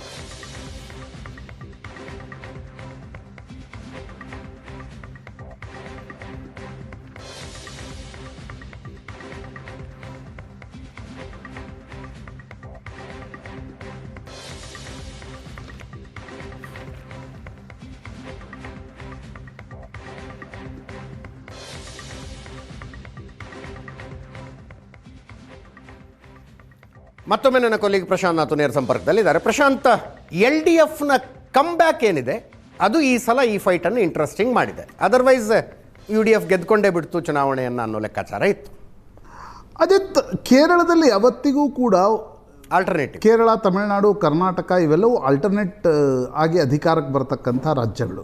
ಎಸ್. ಮತ್ತು ದಕ್ಷಿಣ ಭಾರತದಲ್ಲಿ ಕೇಡರ್ ಹೋರಾಟ ಅಥವಾ ಕೇಡರ್ ಫೈಟ್ ನಡೀತಕ್ಕಂಥ ರಾಜ್ಯ ಯಾವುದಾದ್ರೂ ಇದ್ದರೆ ಅದು ಕೇರಳ ಮಾತ್ರ. ಉಳಿದ ಕಡೆ ಮಾಸ್ ಪೊಲಿಟಿಕಲ್ ಪಾರ್ಟೀಸ್ಗಳಿವೆ. ಕೇರಳದಲ್ಲಿ ಮಾತ್ರ ಇಡೀ ಪಾಲಿಟಿಕ್ಸೇ ಮೇ ಬಿ ನಂಬುದ್ರಿಪ್ಪ ಇವೆಲ್ಲ CPM ಅಲ್ಲಿ ಆಕ್ಟಿವ್ ಇದ್ದಿದ್ದರಿಂದ ಪಾಲಿಟಿಕ್ಸೇ ಕೇಡರ್ ಬೇಸ್ಡ್ ಆಗಿ ನಡೆಯುತ್ತೆ. ಮತ್ತು ಮೊದಲಿಂದಲೂ ಕೂಡ ಕೇರಳದಲ್ಲಿ ಜಾತೀಯ ಕಾರಣಗಳಿಂದಾಗಿ ಚುನಾವಣೆ ನಡೀತಾ ಇರಲಿಲ್ಲ, ಅಥವಾ ನಡೀತಿತ್ತೋ ಏನೋ ನಾವು ಬಹಳ ಅದನ್ನು ಬೇರೆ ದೃಷ್ಟಿಯಿಂದಲೇ ನೋಡ್ತಾ ಇದ್ವಿ. ಆದರೆ ಇತ್ತೀಚಿನ ದಿನಗಳಲ್ಲಿ ಜಾತಿಯ ಫಾಲ್ಟ್ ಲೈನ್ಗಳು, ಧರ್ಮದ ಫಾಲ್ಟ್ ಲೈನ್ಗಳು ಕೇರಳದಲ್ಲಿ ನೋಡ್ಲಿಕ್ಕೆ ಸಿಗ್ತಾ ಇದೆ. ಫಸ್ಟ್ ಟೈಮ್ ನನಗನ್ಸುತ್ತೆ ಶಬರಿಮಲಾ ವಿಷಯ ಇಡೀ ಒಂದು ಧರ್ಮದ ಆಧಾರದ ಮೇಲೆ ಕೇರಳದ ಸೊಸೈಟಿಯನ್ನು ಡಿವೈಡ್ ಮಾಡಿರ್ತಕ್ಕಂಥ ವಿಷಯ. ಅದರ ಲಾಭವನ್ನು ಕೂಡ ಸೆಕ್ಯುಲರ್ ಅನ್ಕೊಂಡಿರ್ತಕ್ಕಂಥ ಪಕ್ಷಗಳು ತೆಗೆದುಕೊಳ್ಳಿಕ್ಕೆ ಹೋದ್ವು. ಕಾಂಗ್ರೆಸ್ ಶಬರಿಮಲಾದ ವಿಷಯದಲ್ಲಿ ತೆಗೆದುಕೊಂಡಿರ್ತಕ್ಕಂಥ ಸ್ಟ್ಯಾಂಡ್ ಏನಿತ್ತು ಅದು ಯೂಶುವಲಿ BJP ತೆಗೆದುಕೊಳ್ತಕ್ಕಂಥ ಸ್ಟ್ಯಾಂಡ್ ಆಗ್ತಾ ಇರ್ತಿತ್ತು. ಹೀಗಾಗಿ ಕೇರಳದಲ್ಲಿ ಮೊದಲ ಬಾರಿ ಇವೆಲ್ಲವೂ ಕಾಸ್ಟ್ ಲೈನ್, ರಿಲಿಜನ್ ಲೈನ್ ನೋಡ್ಲಿಕ್ಕೆ ಸಿಗ್ತಾ ಇದೆ. ಮತ್ತು ಕೇರಳದ ಮೇನ್ ಸ್ಟ್ರೀಮ್ ಪಾಲಿಟಿಕ್ಸ್ನಲ್ಲಿ BJPಯ ಪ್ರವೇಶ ಏನಿದೆ, ಪ್ರಮುಖವಾಗಿ ತಿರುವನಂತಪುರಂ ಪಾಲಿಕೆ ಚುನಾವಣೆಯನ್ನು BJP ಬಹುಮತದಿಂದ ಗೆದ್ದುಕೊಂಡ ನಂತರ ಕೇರಳದ ಅರ್ಬನ್ ಪಾಕೆಟ್ಸ್ಗಳಲ್ಲಿ BJPಯ ಸಾಮರ್ಥ್ಯ, ಸ್ಟ್ರೆಂತ್ ಏನಿದೆ ಅದು ಗಣನೀಯವಾಗಿ ಏರಿಕೆ ಆಗಿದೆ. 2024 ಲೋಕಸಭಾ ಚುನಾವಣೆಯಲ್ಲಿ ತೆಗೆದುಕೊಂಡ್ರೆ ತಿರುವನಂತಪುರಂದ ಅರ್ಬನ್ ಪಾಕೆಟ್ಸ್ಗಳಲ್ಲಿ ರಾಜೀವ್ ಚಂದ್ರಶೇಖರ್ ಲೀಡ್ನಲ್ಲಿದ್ದರು. ಗ್ರಾಮೀಣ 2 ಕ್ಷೇತ್ರಗಳೇನಿವೆ ಅಲ್ಲಿ ಓಟ್ ಬರದೇ ಇರುವ ಕಾರಣಕ್ಕೋಸ್ಕರ ಸಣ್ಣ ಅಂತರದಿಂದ ಸೋತರು. ಬಟ್ ಅದು ತಿರುವನಂತಪುರಂ ಕಾರ್ಪೊರೇಷನ್ ಎಲೆಕ್ಷನ್ನಲ್ಲಿ ಗೆಲುವಾಗಿ ಕೂಡ ಟ್ರಾನ್ಸ್ಲೇಟ್ ಆಯಿತು. ಈಗಲೂ ಕೂಡ BJP ಒಂದು ವೇಳೆ 15ರಿಂದ 17% ವೋಟ್ವರೆಗೆ BJP ಹೋಗುತ್ತೆ ಅನ್ನೋದನ್ನು ಸರ್ವೆಗಳೇನು ಹೇಳ್ತಾ ಇವೆ. ಆ ಮಟ್ಟಕ್ಕೆ BJP ಹೋದರೆ ಅದು ಯಾರಿಗೆ ನಷ್ಟ ಅನ್ನೋದರ ಮೇಲೆ ನನಗನ್ಸುತ್ತೆ ಚುನಾವಣೆಯ ಫಲಿತಾಂಶ ಹೊರಗಡೆ ಬರುತ್ತೆ. ಮೊದಲಿನ ಥರ ಡೈರೆಕ್ಟ್ ಫೈಟ್ ಇದೆ, BJP ನಗಣ್ಯ ಅಂತಕ್ಕಂಥ ಸ್ಥಿತಿಯಲ್ಲಿ ಕೇರಳ ಇಲ್ಲ. ಕರೆಕ್ಟ್. ಬಟ್ BJP ಏನೋ 20% ಮೇಲೆ ಹೋಗ್ಬಿಡುತ್ತೆ. 17% ಅಂದರೆ ಏನು ಅಜಿತ್? ವೋಟ್ಸ್ ತೆಗೆದುಕೊಳ್ತಾ ಇದೆ, ಸೀಟ್ಸ್ ಕನ್ವರ್ಟ್ ಆಗ್ತಾ ಇಲ್ಲ. ಯಾಕಂದರೆ ನಿಮಗೆ 17% ಅಂದರೆ ನೀವು ಟ್ರ್ಯಾಂಗ್ಯುಲರ್ ಕಾಂಟೆಸ್ಟ್ನಲ್ಲಿ ಏನಿಲ್ಲ ಅಂದರೂ ನೀವು you have to reach 35-36% of votes. Triangular contest. So ಎಷ್ಟು ಸೀಟಲ್ಲಿ ಅದು 35ರವರೆಗೆ ಹೋಗುತ್ತೆ, ಅದು ಗೆಲುವಾಗಿ ಪರಿವರ್ತಿತ ಆಗ್ಬೋದು. ಎಷ್ಟು ಸೀಟ್ ಒಳವರೆಗೆ 15ರಿಂದ 20ರ ಮಧ್ಯೆ ಆಸಿಲೇಟ್ ಆಗುತ್ತೆ, ಅಲ್ಲಿ ಯಾರ ವೋಟ್ಗಳನ್ನು ತೆಗೆದುಕೊಳ್ಳುತ್ತೆ ಅನ್ನೋದು ಅಂದರೆ ಯಾರದ್ದೋ ಸೋಲಿಗೆ ನೇರ ಕಾರಣ ಆಗುತ್ತೆ. ಬಟ್ ಇವೆಂಚುಲಿ ಕಾಣ್ತಾ ಇರೋದೇನು ನೋಡಿ, ಕಾಂಗ್ರೆಸ್ನ ವೋಟ್ ಬ್ಯಾಂಕ್ ಏನಿದೆ ಅದು ಬಹುತೇಕ ಮುಸ್ಲಿಂ ಮತ್ತು ಕ್ರಿಶ್ಚಿಯನ್ ವೋಟ್ ಬ್ಯಾಂಕ್ ಇದೆ. BJP ಎಷ್ಟೇ ಕ್ಯಾಥೋಲಿಕ್ ಕ್ರಿಶ್ಚಿಯನ್ಸ್ಗಳನ್ನು ಸೆಳೆಯುವ ಪ್ರಯತ್ನ ಮಾಡಿದರೂ ಕೂಡ ಸೈದ್ಧಾಂತಿಕ ಕಾರಣಗಳಿಂದಾಗಿ ಅದರ ದೊಡ್ಡ ಮಟ್ಟದ ಯಶಸ್ಸು ಸಿಗುತ್ತೆ ಅಂತಕ್ಕಂಥ ಸ್ಥಿತಿ ಇಲ್ಲ. ಹೀಗಿರುವಾಗ BJP ಯಾರ ವೋಟನ್ನು ಒಡೆಯುತ್ತೆ ಅನ್ನೋದನ್ನು ನೋಡಿದಾಗ CPMನ ಸ್ಟ್ರಾಂಗ್ ವೋಟ್ ಬೇಸ್ ಏನಿದೆ ಅದು ಈಳವ ಸಮುದಾಯದಲ್ಲಿದೆ, ನಾಯರ ಸಮುದಾಯದಲ್ಲಿದೆ. ಆ ಸಮುದಾಯದ ವೋಟ್ಗಳು ನಿಧಾನವಾಗಿ 2011-2016ರ ನಂತರ BJPಗೆ ಲೋಕಸಭಾ ಚುನಾವಣೆಯಲ್ಲಿ ಶಿಫ್ಟ್ ಆಗ್ತಾ ಇದ್ವು. ಅಂದರೆ 14ರಲ್ಲಿ 19ರಲ್ಲಿ. ಬಟ್ ಅವು ವಿಧಾನಸಭಾ ಚುನಾವಣೆಯಲ್ಲೂ ಈ ಬಾರಿ ಏನು BJP ತೋರಿಸ್ತಾ ಒಂದು ಸಾಮರ್ಥ್ಯವನ್ನು ತಿರುವನಂತಪುರಂ ನಂತರ ತೋರಿಸ್ತಾ ಇದೆ. ಒಂದು ವೇಳೆ ಅದೇ ಮಟ್ಟದಲ್ಲಿ ಶಿಫ್ಟ್ ಆದರೆ ಇಟ್ ಮೇ ಹರ್ಟ್ CPM. ಆ ಕಾರಣದಿಂದ ಈ ಇಡೀ ಆಮೇಲೆ ಆಂಟಿ ಇನ್ಕಂಬನ್ಸಿ ಇದೆ ಪಿನರಾಯಿ ವಿಜಯನ್ ಸರ್ಕಾರದ ವಿರುದ್ಧ. ಪಿನರಾಯಿ ವಿಜಯನ್ ಪಾಪ್ಯುಲರ್ ಇದ್ರೂ ಕೂಡ ನ್ಯಾಚುರಲಿ 10 ವರ್ಷ ಆದ ನಂತರ MLAಗಳ ವಿರುದ್ಧ ಒಂದು ಆಂಟಿ ಇನ್ಕಂಬನ್ಸಿ ಇರುತ್ತೆ.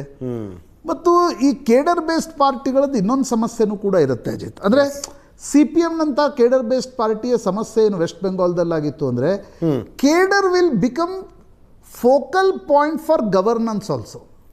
ಕರೆಕ್ಟ್. ಹೌದು. ಅದು ಏನಾಗುತ್ತೆ ಅನೇಕ ಕಡೆ ಅಂತಂದರೆ ಲೋಕಲಿ ಅದು ಗುಂಡಾಗಿರಿಗೆ ಕಾರಣ ಆಗುತ್ತೆ, ಲೋಕಲಿ ಅದು ಹೆಜಮನಿಗೆ ಕಾರಣ ಆಗುತ್ತೆ, ಲೋಕಲಿ ಅದು ಕಾಂಟ್ರಾಕ್ಟ್ ಗ್ರ್ಯಾಬಿಂಗಿಗೆ ಕಾರಣ ಆಗುತ್ತೆ. ಪಶ್ಚಿಮ ಬಂಗಾಳದಲ್ಲಿ ಹರ್ಟ್ ಮಾಡಿದ ಸಾಮರ್ಥ್ಯ ಮತ್ತು ದೌರ್ಬಲ್ಯ CPM ಮತ್ತು ತೃಣಮೂಲದೇನು. ಲೋಕಲ್ ಲೆವೆಲಲ್ಲಿ ಕಾನ್ಸಂಟ್ರೇಟೆಡ್ ಆಗಿರ್ತಕ್ಕಂಥ ಪವರ್ ಇರೋದೇ ಅವ್ರಿಗಾಗಿರ್ತಕ್ಕಂಥ ಸಾಮರ್ಥ್ಯ. ಅದು ದೌರ್ಬಲ್ಯನೂ ಹೌದು, ಸಾಮರ್ಥ್ಯನೂ ಹೌದು. ಎಸ್, ಕೇರಳದಲ್ಲೂ ಕೂಡ ಸಿ ಪಿ ಎಮ್ಗೆ ಅದು ಹರ್ಟ್ ಮಾಡ್ತಿದೆ ಅಂತಕ್ಕಂಥದ್ದು ಸ್ಪಷ್ಟ. ಅಜಿತ್, ಕೇರಳ ಯಾಕೆ ಸಿ ಪಿ ಎಮ್ ಎಡಪಕ್ಷಗಳ ಪೊಲಿಟಿಕ್ಸ್ನ ದೃಷ್ಟಿಯಿಂದ ಬಹಳ ಮುಖ್ಯ ಅಂತಂದರೆ, ನಿಮಗೆ ಈಗ ನೋಡಿ, ಕೇರಳ ಮತ್ತು ಪಶ್ಚಿಮ ಬಂಗಾಳದಲ್ಲಿ ಮಮತಾ ಬ್ಯಾನರ್ಜಿ ಒಬ್ಬರನ್ನ ಬಿಟ್ಟರೆ ದೇಶದಲ್ಲಿ ಎಲ್ಲ ಪ್ರಾದೇಶಿಕ ಪಕ್ಷಗಳ ನಾಯಕರನ್ನ ಬಿಜೆಪಿ ಸೋಲಿಸಿ ತೋರಿಸಿದೆ. Start from Lalu Prasad Yadav, Akhilesh Yadav and Mulayam Singh Yadav, Arvind Kejriwal ದಿಲ್ಲಿಯಲ್ಲಿ ಸೋತ್ ಹೋದರು, ಶರದ್ ಪವಾರ್ ಉದ್ಧವ್ ಠಾಕ್ರೆ ಮಹಾರಾಷ್ಟ್ರದಲ್ಲಿ ಸೋತ್ ಹೋದರು, ಗುಜರಾತ್ ಮಧ್ಯಪ್ರದೇಶದಲ್ಲಿ ರಾಷ್ಟ್ರೀಯ ಪಕ್ಷಗಳಿವೆ, ಹೌದು, ಕರ್ನಾಟಕದಲ್ಲಿ ಇದ್ದ ಒಂದು ಪ್ರಾದೇಶಿಕ ಪಕ್ಷ ಬಿಜೆಪಿಯ ತೆಕ್ಕೆಗೆ ಬಂತು, ಯಾವುದು JDS. ಆಂಧ್ರದ ಚಂದ್ರಬಾಬು ನಾಯ್ಡು ಕೂಡ ಈಗ ಬಿಜೆಪಿ ಜೊತೆಗೆ ಬಂದರು, ಬಿಜೆಪಿ ಮೇಲೆ ಮುನಿಸ್ಕೊಂಡಿದ್ರು 2019ರಲ್ಲಿ. ಹೌದು, KCR ಪಕ್ಷ ಬಿಜೆಪಿಯ ಸ್ಪರ್ಧೆಯ ಕಾರಣದಿಂದ ಕೂಡ KCR ಅಲ್ಲಿ ಕಾಂಗ್ರೆಸ್ ಗೆಲುವಿಗೂ ಕೂಡ ಅದು ಕಾರಣ ಆಯ್ತು. ಪೂರ್ತಿ ಶ್ರೇಯಸ್ಸು ಬಿಜೆಪಿ ಕೊಡೋದು ಬೇಡ, ರೇವಂತ್ ರೆಡ್ಡಿ ಹೋರಾಟದ ಕಾರಣದಿಂದನೇ ಅಂತ ಅನ್ಕೋಣ. ಹೀಗಿರುವಾಗ ಉಳಿದಿರ್ತಕ್ಕಂಥ ಪ್ರಾದೇಶಿಕ ಪಕ್ಷಗಳು ಯಾವ್ಯಾವು? ಈಗ CPM ಅನ್ನ ರಾಷ್ಟ್ರೀಯ ಪಕ್ಷ ಅಂತ ನೋಡುವ ಸ್ಥಿತಿಯಲ್ಲಿ CPM ಇಲ್ಲ. It is a regional party in Kerala. West Bengal, Tripura almost Manik Sarkar ಮತ್ತು ಬುದ್ಧದೇವ್ ಭಟ್ಟಾಚಾರ್ಯ ನಂತರ ಪಶ್ಚಿಮ ಬಂಗಾಲ್ ಮತ್ತು ತ್ರಿಪುರಾದಲ್ಲಿ CPM ಇಲ್ಲ. ಉಳಿದಿದ್ದು ತಮಿಳುನಾಡಿನಲ್ಲಿ 1 ಸೀಟ್ ಮಟ್ಟಿಗಿದೆ. ಉತ್ತರ ಪ್ರದೇಶ್, ಬಿಹಾರದಂಥ ರಾಜ್ಯದಲ್ಲಿ CPM ಇವತ್ತು ಲೆಕ್ಕಕ್ಕಿಲ್ಲ. ಮಾಲೆ ಇದೆ, CPM ಇಲ್ಲ. ಸೊ CPM ಉಳಿದಿರ್ತಕ್ಕಂಥದ್ದಲ್ಲಿ ಒಂದು ಸಿಂಗಲ್ ಹ್ಯಾಂಡೆಡ್ಲಿ ಅಧಿಕಾರ ಹಿಡಿತಕ್ಕಂಥದ್ದು CPMಗೆ ಸಾಧ್ಯ ಇರೋದು ಕೇರಳದಲ್ಲಿ ಮಾತ್ರ. ಈಗ ಕೇರಳದಲ್ಲಿ ಈ ಬಾರಿ CPM ಸೋತ್ರೆ, ಆಮೇಲೆ ಅಂದರೆ ನಾನು ಇನ್ನೊಂದು ಅದರಲ್ಲಿ ಪ್ಯಾರಲಲ್ ಹೇಳಿದ್ದೀನಿ, CPM ಥರ ಪಾಲಿಟಿಕ್ಸ್ ಮಾಡ್ತಾ ಇದ್ದ ಅರವಿಂದ್ ಕೇಜ್ರಿವಾಲ್ ಕೂಡ ಸೋತ್ ಹೋದ್ರು. ಹೌದು, ಬಟ್ CPM ಮತ್ತು ಅರವಿಂದ್ ಕೇಜ್ರಿವಾಲ್ರ ವೆಲ್ಫೇರ್ ಪಾಲಿಟಿಕ್ಸ್ ಅನ್ನ ಬಿಜೆಪಿ ಮತ್ತು ಕಾಂಗ್ರೆಸ್ಗಳು ಸಂಪೂರ್ಣವಾಗಿ ಅಪೋಷಣ ತೆಗೆದುಕೊಂಡಿವೆ. ಅಂದರೆ ಆರ್ಥಿಕ ಮತ್ತು ಸೈದ್ಧಾಂತಿಕ ರಾಜಕಾರಣದ ವೈಚಿತ್ರ್ಯಗಳು ಮತ್ತು ವೈರುಧ್ಯಗಳು. ಹೀಗಾಗಿ ಕೇರಳದಲ್ಲಿ ಮತ್ತು ಕಾಂಗ್ರೆಸ್ ದೃಷ್ಟಿಯಿಂದ ಕೇರಳ ಒಂದು ವೇಳೆ UDF ಈ ಸಲ ಅಧಿಕಾರ ಹಿಡಿಯದೇ ಹೋದರೆ ಕಾಂಗ್ರೆಸ್ 2014ರಿಂದ ಸತತವಾಗಿ ಸೋಲಂತ ಬರ್ತಾ ಇದೆ. ತೆಲಂಗಾಣ, ಹಿಮಾಚಲ್, ಕರ್ನಾಟಕದ್ದು ಬಿಫೋರ್ 24 ಅದು ಕರೆಕ್ಟ್. ಪೋಸ್ಟ್ 24 ಕಾಂಗ್ರೆಸ್ ಗೆಲ್ಲಬಹುದಾಗಿದ್ದ, ಹರಿಯಾಣ ಗೆಲ್ಲಿಲ್ಲ, ಗೆಲ್ಲಬಹುದಾಗಿದ್ದ ಮಹಾರಾಷ್ಟ್ರ ಗೆಲ್ಲಿಲ್ಲ, ಗೆಲ್ಲಬಹುದಾಗಿದ್ದ ಬಿಹಾರ್ನಲ್ಲಿ ಗೆಲ್ಲಿಕ್ಕೆ ಸಾಧ್ಯ ಆಗಲಿಲ್ಲ, ದಿಲ್ಲಿಯಲ್ಲಿ ಡಿಸ್ಟೆಂಟ್ ಥರ್ಡ್ ಆಗಿ ಉಳಿದು ಬಿಡ್ತು. ಬಿಜೆಪಿ ವಾಪಸ್ ಬಂತು, ಕಾಂಗ್ರೆಸ್ಗೆ ಅವಕಾಶ ಸಿಗಲಿಲ್ಲ. ಹೀಗಿರುವಾಗ ನನಗನ್ಸುತ್ತೆ ಕೇರಳದಿಂದ ಕಾಂಗ್ರೆಸ್ಗೂ ಕೂಡ ಒಂದು ದೊಡ್ಡ ಹೋಪ್ಸ್ ಇದೆ. ಸ್ಪೆಷಲಿ ರಾಹುಲ್ ಗಾಂಧಿಯವರ ಬಲಗೈ ಬಂಟ, ಆರ್ಗನೈಸಿಂಗ್ ಸೆಕ್ರೆಟರಿ, ಅವರ ಸೋನಿಯಾ ಗಾಂಧಿಗೆ ಹೇಗೆ ಅಹ್ಮದ್ ಪಟೇಲ್ ಇದ್ರೋ ಹಂಗೆ ರಾಹುಲ್ ಗಾಂಧಿ KC ವೇಣುಗೋಪಾಲ್ ಅಂತ ಹೇಳಲಾಗತ್ತೆ. ಹೀಗಾಗಿ ಅವರ ರಾಜ್ಯದಲ್ಲಿ ಕಾಂಗ್ರೆಸ್ ಗೆಲ್ಲುತ್ತಾ ಅನ್ನೋದು ಕೂಡ ಬಹಳ ಇಂಪಾರ್ಟೆಂಟ್ ಆಗಿರ್ತಕ್ಕಂಥ ಸಂಗತಿ. ಒಂದು CPM ದೃಷ್ಟಿಯಿಂದ, ಇನ್ನೊಂದು ಬಿಜೆಪಿ ದೃಷ್ಟಿಯಿಂದ, ಇನ್ನೊಂದು ಕಾಂಗ್ರೆಸ್ ದೃಷ್ಟಿಯಿಂದ ಕೇರಳ ತುಂಬ ಮಹತ್ವಪೂರ್ಣವಾಗಿರ್ತಕ್ಕಂಥ ರಾಜ್ಯ. ಕೇರಳದ ಜೊತೆಗೆ ಪುದುಚೇರಿ 33 ವಿಧಾನಸಭಾ ಕ್ಷೇತ್ರಗಳಿರುವಂಥ ಸಣ್ಣ ಕೇಂದ್ರಾಡಳಿತ ಪ್ರದೇಶ. ನಾಳೆ ಮತದಾನ ನಡೆಯುತ್ತೆ. 9,44,211 ಮತದಾರರು ಮಾತ್ರ. ಪಂಚರಾಜ್ಯ ಚುನಾವಣೆಗಳ ಪ್ರಚಾರದಲ್ಲಿ ವಿವಾದದ ಕಾರಣಕ್ಕೆ ಸುದ್ದಿಯಾದವರು ಈ ಸಲ AICC ಅಧ್ಯಕ್ಷ ಮಲ್ಲಿಕಾರ್ಜುನ ಖರ್ಗೆ ಅವರು.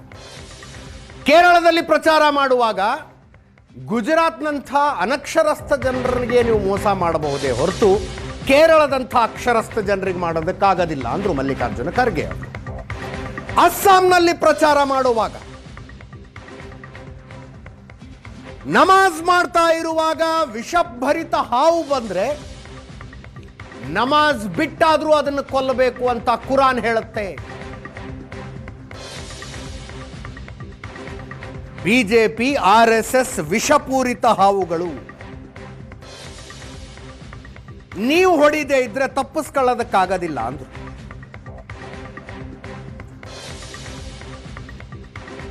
ಬಿಜೆಪಿ RSSನವ್ರನ್ನ ಹೊಡೀರಿ ಅಂತ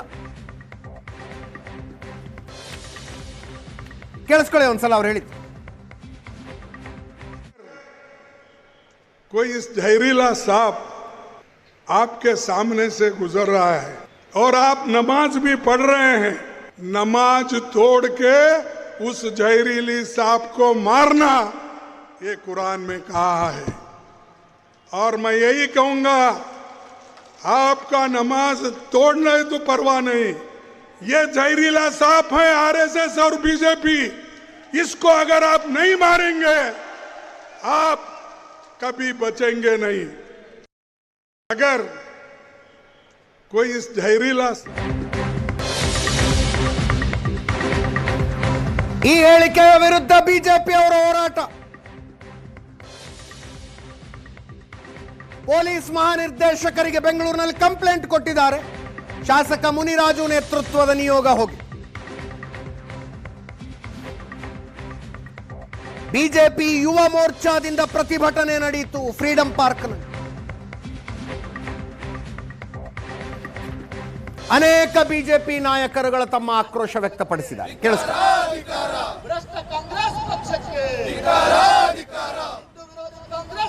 ಮಲ್ಲಿಕಾರ್ಜುನ್ ಖರ್ಗೆ ಅವರು ಅಸ್ಸಾಂದಲ್ಲಿ ಏನು ಮಾತನಾಡಿದ್ದಾರೆ ಅವರ ಒಂದು ಅತ್ಯಂತ ಚಿಲ್ಲರತನವನ್ನು ತೋರಿಸ್ತದೆ. ನಾನು ಸ್ಟೂಡೆಂಟ್ಸ್ ಡೇದಿಂದ in the campus activity also from ಆ ದಿವಸಗಳಿಂದ ನಾನು ಅವ್ರನ್ನ ಐ ಆಮ್ ಅಬ್ಸರ್ವಿಂಗ್ ಹಿಮ್. ಇಷ್ಟು ಅಸಂಬದ್ಧವಾಗಿ ಅವ್ರು ಮಾತಾಡ್ತಿರಲಿಲ್ಲ. ಇತ್ತೀಚೆಗೆ ರಾಹುಲ್ ಗಾಂಧಿಯವ್ರ ಜೊತೆಗೆ ಭಾಳ ಅವರು ಕೂಡಿ ಊಟ ಮಾಡೋದು, ರಾಹುಲ್ ಗಾಂಧಿಯವರ ಜೊತೆಗೆ ಓಡಾಡೋದು, ಅವರ ಸಹವಾಸ ಜಾಸ್ತಿ ಆಗಿರೋದ್ರಿಂದ ಅವರು ಹೀಗೆ ಮಾತನಾಡಲಿಕ್ಕೆ ಶುರು ಮಾಡಿದ್ದಾರೆ. ಮೋಸ್ಟ್ ಅಬ್ಸರ್ಡ್ ಹೇಳಿಕೆಗಳು. ಇದನ್ನು ತೀವ್ರವಾಗಿ ಖಂಡಿಸ್ತೀನಿ. ಮತ್ತು ಗುಜರಾತ್ ಜನ ಅನಕ್ಷರಸ್ಥರು ಅಂತ ಖರ್ಗೆ ಅವರು ಹೇಳಿದ್ದಾರೆ. ಗುಜರಾತ್ದವರು ನಿಮಗೆ ಓಟ್ ಕೊಟ್ಟಿಲ್ಲ ಅಂದರೆ ಅವರು ಅನಕ್ಷರಸ್ಥರಾದರೆ, ಉತ್ತರ ಪ್ರದೇಶದಲ್ಲಿ ನೀವು zero, that is no MLA at all in Uttar Pradesh. ಬಿಹಾರದಲ್ಲಿ ಇವರ ಜೀರೋ. ಯಾವುದೇ ಒಂದು ರಾಜ್ಯದ ಜನ ನಿಮ್ಗೆ ಓಟ್ ಕೊಟ್ಟಿಲ್ಲ ಅಂದರೆ ಅವ್ರನ್ನ ಇನ್ಸಲ್ಟ್ ಮಾಡುವಂಥ ಅಧಿಕಾರ ನಿಮಗಿಲ್ಲ. ಇದು ಸಹಿತ ಅವರ ವ್ಯಕ್ತಿತ್ವಕ್ಕೆ ಶೋಭಿಸೋದಿಲ್ಲ. ಬಿಜೆಪಿ ಮತ್ತು RSS ವಿಷಸರ್ಪವನ್ನು ಕೊಲ್ಲಿ ಅಂತ ಹೇಳಿದ್ರಿ. ಈ ಮೂಲಕ ಪ್ರಜಾಪ್ರಭುತ್ವ ವಿರೋಧಿಯಾಗಿ ವರ್ತನೆ ಮಾಡಿದ್ರಿ, ದ್ವೇಷವನ್ನು ಕಾರಿದ್ರಿ. ಇಷ್ಟಾದ್ಮೇಲೂ ನಾವು ಗಾಂಧಿ ಅನುಯಾಯಿಗಳು ಅಂತ ಹೇಳ್ತೀರಿ. ಗಾಂಧಿ ಇದನ್ನೇ ನಿಮಗೆ ಬೋಧಿಸಿದ್ದ ಅಂದರೆ ಕಂಡಲ್ಲಿ ಕೊಲ್ಲಿ ಅನ್ನೋದು ಪ್ರಜಾಪ್ರಭುತ್ವದ ಲಕ್ಷಣನ, ಗಾಂಧಿವಾದನ? ಇದೇ ಗಾಂಧಿವಾದನ? ಪ್ರಜಾಪ್ರಭುತ್ವ ವಿರೋಧಿಯಾಗಿರ್ತಕ್ಕಂಥ ಇವ್ರ ಮನಸ್ಥಿತಿಯನ್ನು ತೋರಿಸುತ್ತೆ. ನಾನು ಆಗ್ರಹಿಸ್ತೇನೆ, ಕರ್ನಾಟಕ ಸರ್ಕಾರಕ್ಕೆ ನೀವೊಂದು ದ್ವೇಷ ಭಾಷಣ ನಿಷೇಧದ ಒಂದು ಬಿಲ್ ತಂದಿದ್ದೀರಿ. ಮಲ್ಲಿಕಾರ್ಜುನ್ ಖರ್ಗೆ ಅವರ ಭಾಷಣ ದ್ವೇಷ ಭಾಷಣದ ವ್ಯಾಪ್ತಿಗೆ ಬರಲ್ವಾ? ಮರಿ ಖರ್ಗೆ ಅವರು ಏನು ಹೇಳ್ತೀರಿ? ಇದು ನಿಮ್ಮ ತಂದೆಯವ್ರ ಮಾತು ದ್ವೇಷ ಭಾಷಣದ ವ್ಯಾಪ್ತಿಗೆ ಬರಲ್ವಾ? ಅವ್ರ ಹಿರಿಯರು ಇನ್ನೂ 100 ಕಾಲ ಬದುಕಬೇಕು. ಅವರ ಹೇಳಿಕೆಗಳು ಮಾನಸಿಕ ಅಸ್ವಸ್ಥತೆಯನ್ನು ಬಿಂಬಿಸ್ತಾ ಇದ್ದಾವೆ. ಅವ್ರಿಗೆ ಯೋಗ್ಯ ಚಿಕಿತ್ಸೆ ಕೊಡಿಸಿ, ಅವರಿಗೆ ರಾಜಕೀಯವಾಗಿ ನಿವೃತ್ತಿಯನ್ನು. ಈ ಮರಿ ಖರ್ಗೆಗೆ ಅಂದರೆ ಪ್ರಿಯಾಂಕಾ ಖರ್ಗೆಗೆ ಮಾತ್ರ RSSನ ಹುಚ್ಚು ಹಿಡಿದಿದೆ ಅಂತ ಅಂದ್ಕೊಂಡಿದ್ದು. ಮಗನಿಗೆ ಹಿಡಿದಿರೋ ಹುಚ್ಚು ಇವತ್ತು ಅಪ್ಪಂಗೂ ಅಂಟ್ಕೊಂಡಿದೆ ಅಂತ ಅನ್ನಿಸ್ತಾ ಇದೆ. ಅಲ್ಲ, RSSನ ಬೈಲಿಲ್ಲ ಅಂದರೆ ಇವರಿಗೆ ತಿಂದಿದ್ದ ಅನ್ನ ಅರ್ಗಲ್ಲ. ಖರ್ಗೆ ಅವರೇ, ನಿಮಗೆ AICC ಅಧ್ಯಕ್ಷ ಸ್ಥಾನದಿಂದ ನಿಮ್ಮನ್ನ ಇಳಿಸುವಂತ ಕಾಲ ಸನ್ನಿಹಿತವಾಗಿರ್ಬೋದು. ಅದನ್ನು ಉಳಿಸ್ಕೊಳ್ಳೋದಕ್ಕೋಸ್ಕರ ನೀವು ಮಾತಾಡಿದಿರಿ ಅಂತಲೇ ಭಾವಿಸ್ತೀನಿ. ಕಾಂಗ್ರೆಸ್ಸಿನ ಅಧ್ಯಕ್ಷರ ಬದಲಾಗಿ ಮುಸ್ಲಿಂ ಲೀಗಿನ ಅಧ್ಯಕ್ಷರ ತರ ಮಾತಾಡ್ತಿದ್ದೀರಿ ನೀವು. ಹೈದರಾಬಾದ್ ನಿಜಾಮನ ರಜಾಕರ್ಸ್ ಆರ್ಮಿ ನಿಮ್ಮೂರಿಗೆ ಬಂದು, ನಿಮ್ಮ ಮನೆಗೆ ಬಂದು, ನಿಮ್ಮ ತಾಯಿನ ನಿಮ್ಮ ತಂಗಿನ ಸುಟ್ಟಾಕಿದ್ರಲ್ಲ, ಅವ್ರನ್ನು ವಿಷಸರ್ಪ ಅಂತ ತಿಳ್ಕೊಂಡು ಸುಟ್ಟಾಕಿದ್ರ ಸರ್? ಹಾಗಾದ್ರೆ ಅವತ್ತು ನೀವು ನಿಮ್ಮ ತಂದೆ ಜೊತೆ ಹೊಲಕ್ಕೆ ಹೋಗಿದ್ರಿ, ಇಲ್ಲಾಂದ್ರೆ ನಿಮ್ಮನ್ನು ಸುಟ್ಟಾಕಿರೋರು. ನೀವು 21ನೇ ಶತಮಾನದ ಮೊಹಮ್ಮದ್ ಅಲಿ ಜಿನ್ನಾ ಅನ್ನೋದ್ರ ಬಗ್ಗೆ ಆಶ್ಚರ್ಯನೇ ಬೇಡ ಸರ್. ನೀವು ಇನ್ನೊಂದು ಜಿನ್ನಾನ ಪ್ರತಿರೂಪದಂತೆ ಮಾತನಾಡ್ತಾ ಇದ್ದೀರಿ. ಮೊಹಮ್ಮದ್ ಅಲಿ ಜಿನ್ನಾ ಬಾಯಲ್ಲಿ ಬರ್ತಿದ್ದಂಥ ಮಾತುಗಳು 21ನೇ ಶತಮಾನದಲ್ಲಿ ಮಲ್ಲಿಕಾರ್ಜುನ ಖರ್ಗೆ ಅವರ ಬಾಯಲ್ಲಿ ಬರ್ತಾ ಇದೆ. ತಾವು ಈ ರೀತಿ ಮಾತನಾಡಬಾರ್ದಾಗಿತ್ತು. ಹಾಗಾಗಿ ತಾವು ಬಹಿರಂಗವಾಗಿ ಭಾರತೀಯರಿಗೆ ಕ್ಷಮೆ ಕೇಳಬೇಕಂತೇಳಿ ನಾನು ವಿನಂತಿಯನ್ನು ಮಾಡ್ತೇನೆ. ಕಾಂಗ್ರೆಸ್ ಮುಕ್ತ ಭಾರತ ಮಾಡಲಿಕ್ಕೆ ನಾವೆಲ್ಲರೂ ಹೊರಟಿದ್ದೀವಿ. ಇನ್ನೇನು 4-6 ವರ್ಷಗಳಲ್ಲಿ ಕಾಂಗ್ರೆಸ್ ಮುಕ್ತ ಭಾರತ ಆಗ್ತಕ್ಕಂಥದ್ದು 100ಕ್ಕೆ 100 ಎಲ್ಲರಿಗೂ ತಿಳಿದಂಥ ವಿಚಾರ. ಆ ನಿಟ್ಟಿನಲ್ಲಿ ಎಲ್ಲೋ ಅವರು ಒಂದು ಭ್ರಮ ನಿರಸನಗೊಂಡು ಅತ್ಯಂತ ನೋವಿನಲ್ಲಿ ಇನ್ನೇನು ಕಾಂಗ್ರೆಸ್ಸೇ ಮುಳುಗಿ ಹೋಗ್ತದೇನೋ ಅಂತಕ್ಕಂಥ ನಿಟ್ಟಿನಲ್ಲಿ ಮುಸ್ಲಿಮರಿಗೆ ಓಲೈಕೆ ಮಾಡುವ ಸಲುವಾಗಿ ಅಟ್ಲೀಸ್ಟ್ ಆ ಮುಸ್ಲಿಮರಿಗೆ ಗಟ್ಟಿಯಾಗಿ ಹಿಡ್ಕೋಬೇಕಂತೇಳಿ ಈ ರೀತಿ ಮಾತನಾಡಿ ಮುಸ್ಲಿಮರು ಮತ ಕೊಡ್ಬೋದು. ಎಲ್ಲ ಜಾತಿ ಎಲ್ಲ ಸಮುದಾಯದವರು ಬಹುತೇಕ ಕಾಂಗ್ರೆಸ್ ಅವರಿಂದ ಮತ್ತು ಖರ್ಗೆ ಅವರಿಂದ ಈ ಮಾತಿನಿಂದ ನೋವಾಗಿ ದೂರ ಸರಿತಾರಂತಕ್ಕಂಥದ್ದು ನನ್ನ ನಂಬಿಕೆ ಇದೆ. ಹರಿದು ಹೋಗ್ತಕ್ಕಂಥ ಮುಸ್ಲಿಮರಿಗೆ ಒಗ್ಗಟ್ಟು ಮಾಡಬೇಕು. MIM OIC ಕೂಡ ಅನೇಕ ಕಡೆ ಪಕ್ಷದ ಸಂಘಟನೆ ಮಾಡ್ತಾ ಇದ್ದಾರೆ. ಜನ ಆ ಕಡೆ ಹರಿದು ಹೋಗಬಾರ್ದು, ಒಗ್ಗಟ್ಟು ಮಾಡಬೇಕು. ಇಂಥ ಆಘಾತಕಾರಿ ಹೇಳಿಕೆ ಕೊಟ್ಟು ಜನರಿಗೆ ನೋವಾಗ್ತಕ್ಕಂಥ ಹೇಳಿಕೆ ಕೊಟ್ಟು ಅವರಿಗೆ ಒಗ್ಗಟ್ಟು ಮಾಡ್ತಕ್ಕಂಥ ಮಂತ್ರವೇ ಹೊರತು ಬೇರೆ ಏನೂ ಇಲ್ಲ. ರಜಾಕರ ಮೇಲೆ ನಿಮಗೆ ಕೋಪ ಇರಬೇಕಾಗಿತ್ತು. ನಿಮ್ಮ ಮನೆತನಕ್ಕೆ ತೊಂದರೆ ಕೊಟ್ಟವರು, ನಿಮ್ಮ ಮನೆತನವನ್ನ ಹಾಳು ಮಾಡಿದವರು ಆ ರಜಾಕರು. ನಿಮಗೆ ನಾಚಿಕೆ ಆಗೋದಿಲ್ವಾ? ನನ್ನನ್ನ ಸಾಕಿದ್ರು, ವಿದ್ಯೆ ಕೊಟ್ಟರು ಅಂತ ಹೇಳಿದ್ರಲ್ಲ. ನೀವು 1972ರಲ್ಲಿ ಶಾಸಕರಾದಾಗ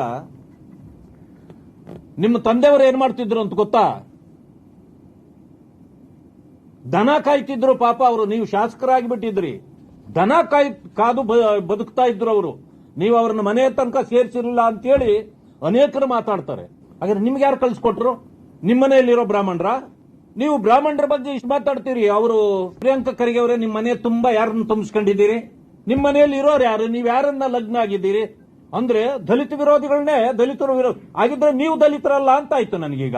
ಕಾಂಗ್ರೆಸ್ ಪಕ್ಷದ ರಾಷ್ಟ್ರೀಯ ಅಧ್ಯಕ್ಷ ಆದಂಥ ಮಲ್ಲಿಕಾರ್ಜುನ್ ಖರ್ಗೆ ಅವರು ಭಾಷಣ ಮಾಡುವಾಗ ಅಂಥದ್ರಲ್ಲಿ ಬೆಂಕಿ ಹಚ್ಚುವಂಥ ಕೆಲಸ ಈ ರಾಷ್ಟ್ರೀಯ ಅಧ್ಯಕ್ಷ ಆದಂಥ ಮಲ್ಲಿಕಾರ್ಜುನ್ ಖರ್ಗೆ ಅವರು ಮಾಡಿದ್ದಾರೆ. ಅದರ ವಿರುದ್ಧ ಇವತ್ತು ಇಡೀ ದೇಶದಲ್ಲಿ ಟೀಕೆ ಟಿಪ್ಪಣಿಗಳು ಬರ್ತಾವೆ. ಕೋಮು ಗಲಭೆ ಹರಡುವಂಥ ಸಂದರ್ಭಗಳು ಇಂಥ ಭಾಷಣಗಳಿಂದ ದೇಶದಲ್ಲಿ ಉತ್ಪಾದನೆ ಆಗ್ತವೆ. ಯಾರು ದೇಶದ್ರೋಹಿಗಳಿದ್ದರು, ಯಾರು ಮೂಲಭೂತವಾದಿಗಳಿದ್ದರು, ಅವರಿಗೆ ಬೆಂಬಲ ಸೂಚಿಸುವಂಥ ಮಾತುಗಳಿವು. ಹಾಗಾಗಿ ಭಾರತೀಯ ಜನತಾ ಪಕ್ಷ ಇಡೀ ದೇಶದಾದ್ಯಂತ ಇದರ ವಿರುದ್ಧ ಹೋರಾಟನೂ ಮಾಡ್ತೇವೆ ಮತ್ತು ಎಲ್ಲ ಕಡೆ ಕಂಪ್ಲೇಂಟು ಕೂಡ ದಾಖಲೆ ಮಾಡ್ತಾ ಇದ್ದೀವಿ. ಈ ರಾಜ್ಯ ಇದರೊಂದಿಗೆ ಇವತ್ತಿನ ಪಾರ್ಟಿ ರೌಂಡ್ಸ್ ಮುಗಿಸ್ತಾ ಇದ್ದೀವಿ.